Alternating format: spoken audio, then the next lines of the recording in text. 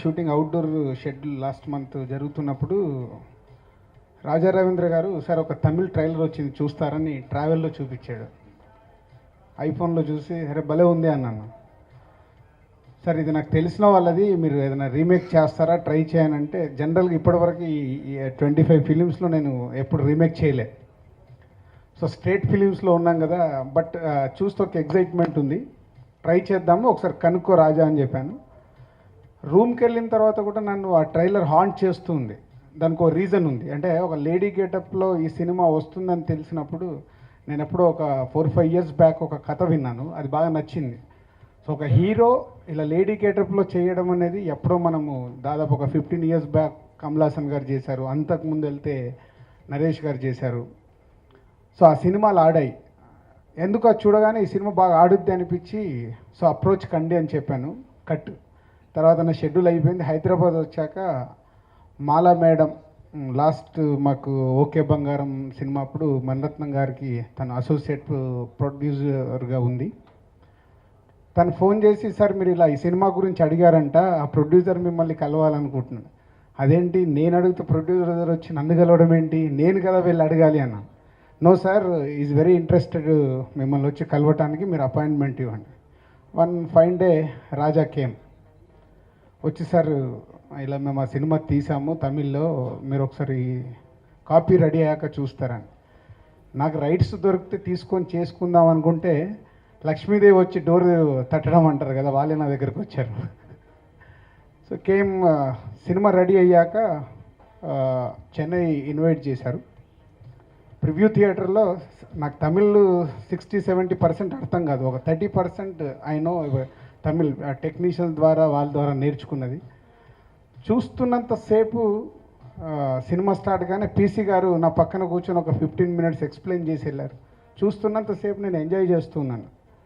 Cinema అయిపోయాక డైరెక్టర్ని and హీరోని అందరినీ మెచ్చుకోకుండా ఉండలేకపోయాను. అందరితో ఫోన్లో మాట్లాడి వాట్ ఏ ఫీలింగ్. అంటే ఈ మధ్యకాలంలో ఒక సినిమా చూడగానే, అది తమిళ్ సినిమా, నేను ఇంత ఎగ్జైట్ అయింది ఒక్కరిని కూర్చొని చూసినప్పుడు రెమో. సో ఎగ్జైట్ అయిపోయాను.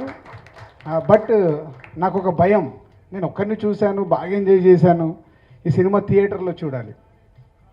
సో 4-5 డేస్లో సినిమా రిలీజ్ ఉంటే చెన్నై వెళ్ళిపోయి morning show 8 o'clock show Vetri theatre అని ఎయిర్పోర్ట్కు దగ్గరగా ఉంటే డైరెక్ట్ వెళ్ళిపోయి ఆ థియేటర్లో కూర్చొని చూస్తే నేను ఎంజాయ్ చేసిన దానికి డబుల్ రెస్పాన్స్ ఆడిటోరియంలో కనిపించింది నాకు. నేను ఎక్కడెక్కడ ఎంజాయ్ చేస్తున్నాను అంటే, నేను జనరల్గా తెలుగు సినిమాని ఎలా అబ్జర్వ్ చేస్తానో అలాగే అబ్జర్వ్ చేస్తున్నా, same response. Yes I'm right, నేను అనుకున్నట్టే సినిమా ఉంది అంటే మళ్ళీ సేమ్ డే తమిళనాడులో ఎంక్వైరీ చేస్తే ఇదే సినిమా సూపర్ హిట్ అన్నారు.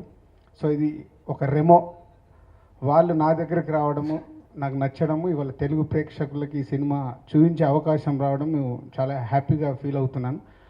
ఒకసారి శంకర్ గారు అడిగారు వైశాలి సినిమాని రిలీజ్ చేయమని, వైశాలి సక్సెస్ అయింది. తర్వాత మణిరత్నం గారిది లాస్ట్ ఇయర్ ఓకే బంగారం సక్సెస్ అయింది.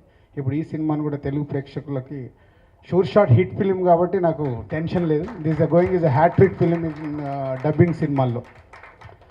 సో అబౌట్ రెమో దిస్ నవంబర్లో రిలీజ్ చేయబోతున్నాం తెలుగు ప్రేక్షకులుగా. పోతే హీరో శివకార్తికేయన్ గురించి, ఇప్పటివరకు తను 10 ఫిలిమ్స్ తమిళ్లో చేశారంట.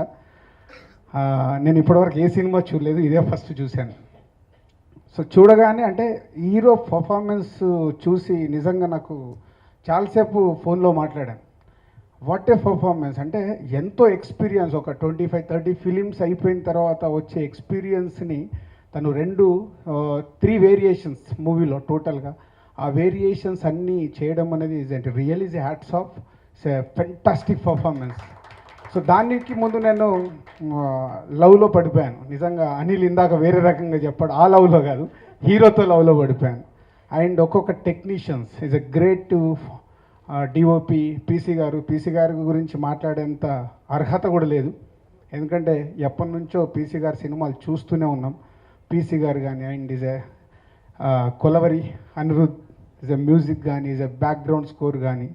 అండ్ డైరెక్టర్ని కూడా నేను ఇంతకుముందు కలవలేదు, ఇప్పుడే తన ఫస్ట్ ఫిలిం అంట. అంటే ఒక ఫస్ట్ ఫిలింని ఇంత అద్భుతంగా తీసినందుకు కన్నన్ గారు ఈజ్ హ్యాట్స్ ఆఫ్ ఎవ్రీవన్. అంటే ఎప్పుడు ఒక సినిమా సక్సెస్కి ఎప్పుడు నేను ఏదైతే బిలీవ్ చేస్తానో, ఎప్పుడు నేను ఏదైతే చెప్తానో, ఇట్స్ ఎ టీమ్ వర్క్. అది చిన్న పెద్ద అనేది కాదు. ఒక సినిమా సక్సెస్ కావాలంటే అందరూ కుదిరితేనే ఆ సినిమా రిజల్ట్ వస్తుంది. సో ఈరోజు రెమో అనే ఫిలిం తమిళ్లో దాదాపు 65 to 70 crores కలెక్ట్ చేయడం అనేది it's not small thing, it's a big. So old team అలా సక్సెస్ఫుల్ సినిమాని తయారు చేశారు. సో తెలుగు ప్రేక్షకుల గురించి చెప్పాల్సింది ఏం లేదు. మీరు మంచి ఎక్కడున్నా మనం రెడీగా ఉంటాం వెల్కమ్ చెప్పడానికి.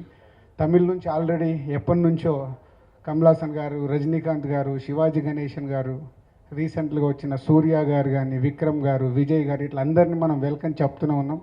ఇప్పుడు శివకార్తికేయన్ గారు కూడా మన తెలుగు ఇండస్ట్రీకి ఈ సినిమాతో వస్తున్నారు. So all the best Shiva గారు అండ్ వెల్కమ్. నో డౌట్ ఈ సినిమా నుంచి మీ సినిమాలన్నీ మళ్ళీ తెలుగు ప్రేక్షకులు చూడడానికి ఎప్పుడు రెడీగా ఉంటారు. Welcome. Thank you. Please subscribe. Please do subscribe. Please subscribe. Please subscribe. Please subscribe to our YouTube channel.